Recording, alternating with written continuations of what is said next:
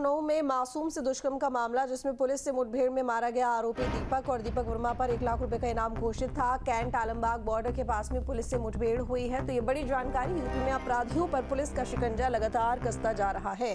बदमाशों को खाकी लगातार सबक सिखा रही है। जुर्म करने वालों को किसी भी कीमत में अंजाम भुगतना पड़ रहा है।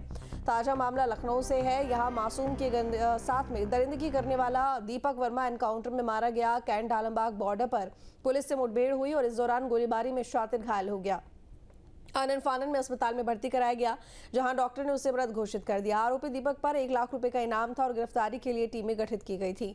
फिलहाल पीड़ित बच्ची का अभी अस्पताल में इलाज जारी है।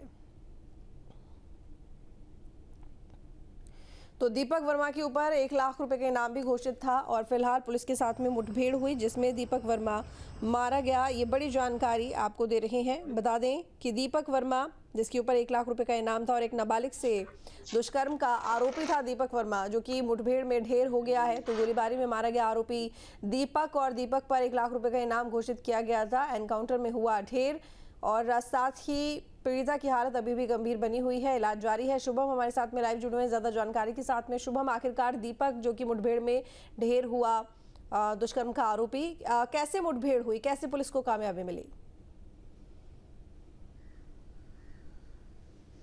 जी बिल्कुल, देखिए कल जब से घटना पूरी सामने आई उसके बाद से पुलिस इस पूरे मामले को लेकर के सतर्क नजर आने लगी और अलग अलग जगहों पर जो टीमें गठित की गई थी वो अपने काम में जुट गई, दबिश दी गई। जिसके बाद कल देर रात पुलिस को सफलता हाथ लगी, जहां मुठभेड़ हुई। मुठभेड़ के दौरान दीपक वर्मा घायल हुआ, घायल अवस्था में अस्पताल पहुंचा, जहां पर उसे मृत घोषित कर दिया गया है।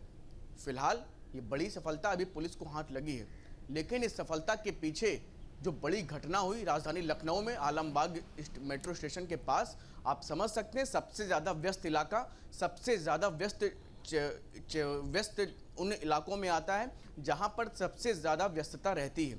और उस इलाके में इस तरह की घटना हो जाना पुलिस की निष्क्रियता पर पूरी तरीके से सवाल खड़ा करता है, पुलिस की सतर्कता पर पूरी तरीके से सवाल खड़े करती है। सबसे ज़्यादा व्यस्त इलाके में इस तरह की घटना हो गई जहां पर 2.5 साल की बच्ची के साथ इस तरह का दुष्कर्म किया गया, जहां उसे लहूलुहान तक कर दिया गया। दुधमुही बच्ची के साथ ये पूरी घटना की गई और पुलिस चौकी वहां पर 100 मीटर की दूरी पर करीब 4 पुलिस चौकियां हैं। आखिर ये पुलिसकर्मी वहां पर क्या कर रहे थे? रात की गश्त करने वाली पुलिस वहां पर क्या कर रही थी? और हर घटना के बाद राजधानी लखनऊ में बीते दिनों इसी इलाके में लगभग 2.5 महीने पूर्व एक छात्रा, जिसको आलमबाग बस स्टेशन से ऑटो में ले जाकर एक व्यक्ति दूसरे इलाके में ले जाता है, अपहरण करता है, उसके बाद दुष्कर्म करता है, हत्या करता है। इस तरह की घटना बीते 2 महीने पहले ही हुई है और उसके बाद फिर से इस तरह की घटना होती है। तो निश्चित तौर पर आप समझ सकते हैं कि कितनी ज़्यादा गंभीर है लखनऊ पुलिस।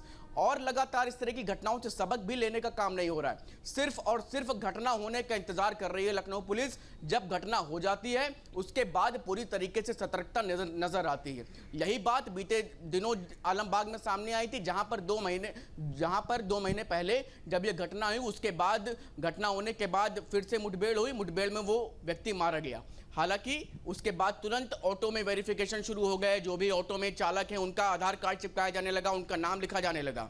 लेकिन 2 महीने बाद ठीक वैसी घटना हुई। लगभग आप समझ सकते हैं कि सबसे ज़्यादा व्यस्त इलाके में, जहां पर दुधमुही बच्ची को कुछ बदमाश वहां से उठाकर लेके जाते हैं और दुष्कर्म करते हैं, लहूलुहान कर देते हैं। आप समझ सकते हैं किन मानसिकता के लोग वो रहे होंगे।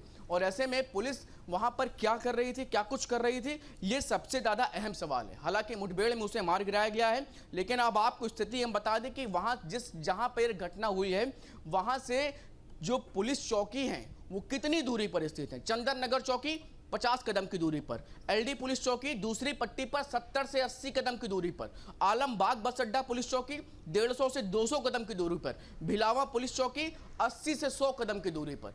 आखिर इस पुलिस चौकी में लोग क्या कर रहे हैं? वहां पर इन लोगों का काम क्या है? सबसे बड़े और अहम सवाल है। जब इस तरह की घटना हो जाती है तब उसके बाद एकाएक एक टीम बनेगी, वो टीम जाकर के अलग अलग जगहों पर दबिश देगी। दबिश देने के बाद उसकी लोकेशन मिलेगी, वो देर रात जाकर के मुठभेड़ होती है। मुठभेड़ अब इस होने से पहले आखिर उस बच्ची के साथ जब ये घटना हो रही थी या हुई, आखिर तमाम चीजें जो तमाम तरह की चीजें बनाई गई, सीसीटीवी फुटेज चप्पे चप्पे पर लगे, इन चीजों के माध्यम से क्या हो रहा है? इस तरह की घटनाओं को शुभम, इस घटना को कितना वक्त हो गया है जब दुष्कर्म की वारदात को अंजाम दिया गया? उस घटना को कितना वक्त हुआ है और अभी बच्चे की हालत कैसी है?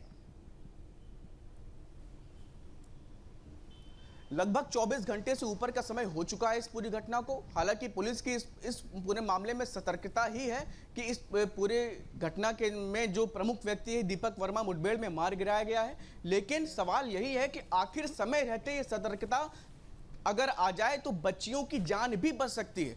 बच्चियों की जान जाने के बाद पुलिस सतर्क होती है तो सिर्फ मुठभेड़ में अपराधी मारा जाता है। अगर सतर्क हो जाए तो इस तरह की जो बच्चियों की मौत हो जाती है उससे भी बचा जा सकता है। फिलहाल जिस बच्ची के साथ दुष्कर्म हुआ है उसका अस्पताल में इलाज चल रहा है। गंभीर स्थिति में थी जब उसे लोक बंधु अस्पताल में ले जाया गया। पूरी तरीके से उसे लहूलुहान कर दिया है इन दुष्कर्म करने वाले लोगों ने। किस हैवानियत के साथ आप समझ सकते हैं 2.5 से 3 साल की बच्ची के साथ इस तरह की घटना को अंजाम दिया गया। फिलहाल पुलिस इस पूरे मामले में मुठभेड़ हुई है, दीपक वर्मा को मार गिराया जो इस पूरे मामले में सबसे प्रमुख आरोपी था, और अब इस तरह की घटनाएं ना हो इसे लेकर के भी प्लानिंग कर रही है लखनऊ पुलिस, जिससे कि इस तरह की घटनाओं पर पूरी तरीके से रोक लगाई जा सके। जहां भक्ति है हर शब्द में, कथाओं में छिपे हैं दिव्य रहस्य और ज्योतिष देता है जीवन को दिशा। धर्म से जुड़ी हर बातों को जानने के लिए हमारे चैनल स्तुति को सब्सक्राइब करें। चैनल पर जाने के लिए इस लिंक पर क्लिक करें।